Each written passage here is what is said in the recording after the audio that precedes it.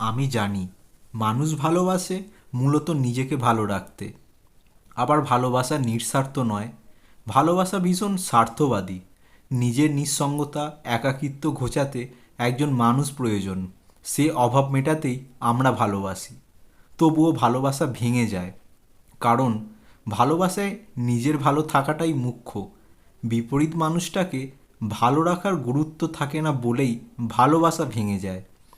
তবুও ভালোবাসা ভেঙে গেলে দুঃখ হয়, কারণ ভালোবাসার মানুষের কাছে ভালো থাকছি না বুঝে নিজে ফিরে এলে দুঃখ হয় না। নিজে ভালো আছি অথচ বিপরীত মানুষটা ছেড়ে চলে গেলেই কেবল দুঃখ গভীর হয়। তবে কি আমি আপনাকে স্বার্থের জন্য ভালোবাসি? না, আমি বিশ্বাস করি ভালোবাসায় ভালোবাসার মানুষের ভালো থাকা নিশ্চিত করতে পারলেই কেবল নিজের ভালো থাকার নিশ্চয়তা পাওয়া যায়।